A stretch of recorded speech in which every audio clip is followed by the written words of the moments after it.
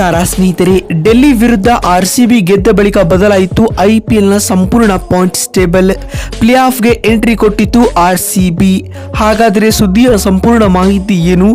ಅಷ್ಟಕ್ಕೂ ಡೆಲ್ಲಿ ವಿರುದ್ಧ ಬೆಂಗಳೂರು ಗೆದ್ದ ಬಳಿಕ ಬಿಡುಗಡೆಯಾಗಿರುವ ಐಪಿಎಲ್ನ ಹೊಸ ಅಂಕಪಟ್ಟಿ ಯಾವ ರೀತಿಯಾಗಿದೆ ಗೊತ್ತಾ? ಹೇಗೆ ಇದರೆಲ್ಲದರ ಬಗ್ಗೆ ಇವತ್ತಿನ ಈ ಒಂದು ವಿಡಿಯೋದಲ್ಲಿ ತಿಳಿಸ್ಕೊಡ್ತಾ ಹೋಗ್ತೀನಿ. ಹೀಗಾಗಿ ದಯವಿಟ್ಟು ಈ ವಿಡಿಯೋವನ್ನ ಕೊನೆವರೆಗೂ ನೋಡಿ. ಹೌದು ಸ್ನೇಹಿತರೆ, ಬೆಂಗಳೂರಿನ ಚಿನ್ನಸ್ವಾಮಿ ಕ್ರೀಡಾಂಗಣದಲ್ಲಿ ನಡೆದ ಟಾಟಾ ಐಪಿಎಲ್ 2024ರ 62ನೇ ಪಂದ್ಯದಲ್ಲಿ ಡೆಲ್ಲಿ ಕ್ಯಾಪಿಟಲ್ಸ್ ತಂಡದ ವಿರುದ್ಧ ರಾಯಲ್ ಚಾಲೆಂಜರ್ಸ್ ಬೆಂಗಳೂರು ತಂಡವು 47 ರನ್ಗಳ ಭರ್ಜರಿ ಗೆಲುವು ದಾಖಲಿಸಿದೆ ಸ್ನೇಹಿತರೆ. ಅಲ್ಲದೆ ಈ ಗೆಲುವಿನೊಂದಿಗೆ ರಾಯಲ್ ಚಾಲೆಂಜರ್ಸ್ ಬೆಂಗಳೂರು ತಂಡವು ಐಪಿಎಲ್ 2024ರ ಪ್ಲೇ ಆಫ್ ರೇಸ್ ನಲ್ಲಿ ಇನ್ನೂ ಕೂಡ ಜೀವಂತವಾಗಿದೆ ಅಂತ ಹೇಳಬಹುದು. ಹಾಗಾದರೆ ಇದೀಗ ಡೆಲ್ಲಿ ವಿರುದ್ಧ ಆರ್ಸಿಬಿ ಗೆದ್ದ ಬಳಿಕ ಬಿಡುಗಡೆಯಾಗಿರುವ ಐಪಿಎಲ್ ನ ಹೊಸ ಹಾಗೂ ಲೇಟೆಸ್ಟ್ ಪಾಯಿಂಟ್ಸ್ ಟೇಬಲ್ ಪಟ್ಟಿ ಯಾವ ರೀತಿಯಾಗಿದೆ ಅಂತ ನೋಡ್ತಾ ಬರುವುದಾದ್ರೆ, ಮೊದಲ ಸ್ಥಾನದಲ್ಲಿ ಕಲ್ಕತ್ತಾ ನೈಟ್ ರೈಡರ್ಸ್ ತಂಡವಿದ್ದು ಆಡಿದ 12 ಪಂದ್ಯಗಳಿಂದ 9 ಗೆಲುವು 3 ಸೋಲು ಕಂಡು 18 ಅಂಕಗಳನ್ನು ಸಂಪಾದಿಸಿಕೊಂಡು ಮೊದಲ ಸ್ಥಾನದಲ್ಲಿದೆ.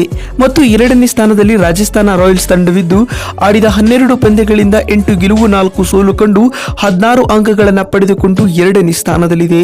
ಮತ್ತು ಮೂರನೇ ಸ್ಥಾನದಲ್ಲಿ ಚೆನ್ನೈ ಸೂಪರ್ ಕಿಂಗ್ಸ್ ತಂಡವಿದ್ದು ಆಡಿದ 13 ಪಂದ್ಯಗಳಿಂದ 7 ಗೆಲುವು 6 ಸೋಲು ಕಂಡು 14 ಅಂಕಗಳನ್ನು ಸಂಪಾದಿಸಿಕೊಂಡು ಮೂರನೇ ಸ್ಥಾನದಲ್ಲಿದೆ. ಮತ್ತು ನಾಲ್ಕನೇ ಸ್ಥಾನದಲ್ಲಿ ಸನ್ರೈಸರ್ಸ್ ಹೈದರಾಬಾದ್ ತಂಡವಿದ್ದು ಆಡಿದ 12 ಪಂದ್ಯಗಳಿಂದ 7 ಗೆಲುವು 5 ಸೋಲು ಕಂಡು 14 ಅಂಕಗಳನ್ನು ಪಡೆದುಕೊಂಡು ನಾಲ್ಕನೇ ಸ್ಥಾನದಲ್ಲಿದೆ.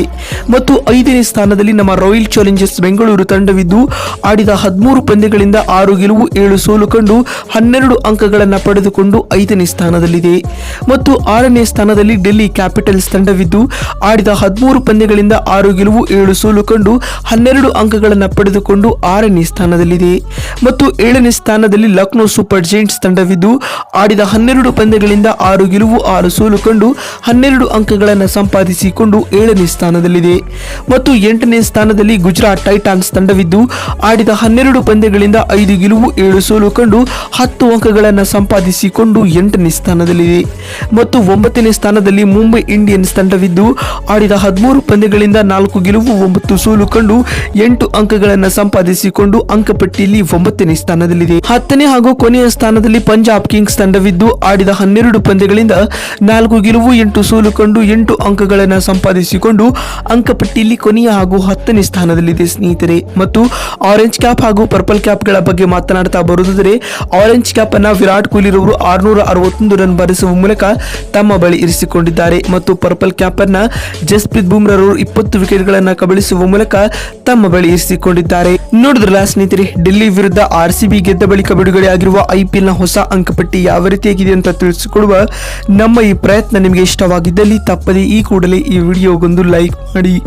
ಅದೇ ರೀತಿ ಆರ್ಸಿಬಿ ತಂಡವು ಮುಂದಿನ ಪಂದ್ಯವನ್ನ ಗೆದ್ದುಕೊಂಡರೆ ಪ್ಲೇ ಆಫ್ ಗೆ ಎಂಟ್ರಿ ನೀಡಲಿದೆ ಅಂತ ಹೇಳಬಹುದು. ಸ್ನೇಹಿತರೆ, ನಿಮಗೆ ಏನು ಅನಿಸುತ್ತದೆ? ರಾಯಲ್ ಚಾಲೆಂಜರ್ಸ್ ಬೆಂಗಳೂರು ತಂಡವು ಐಪಿಎಲ್ 2024ರಲ್ಲಿ ಪ್ಲೇ ಆಫ್ ಗೆ ಪ್ರವೇಶ ಪಡೆಯುತ್ತಾ ಅಥವಾ ಇಲ್ಲವಾ ಎನ್ನುವುದನ್ನ ಕಮೆಂಟ್ ಮಾಡುವ ಮೂಲಕ ತಪ್ಪದೆ ತಿಳಿಸಿ. ವಿಡಿಯೋವನ್ನ ಇಲ್ಲಿವರೆಗೂ ನೋಡಿದ್ದಕ್ಕಾಗಿ ಧನ್ಯವಾದಗಳು. ಮತ್ತೊಂದು ವಿಡಿಯೋದಲ್ಲಿ ಸಿಗ್ತೀನಿ. ಅಲ್ಲಿವರೆಗೂ ನಮಸ್ಕಾರ.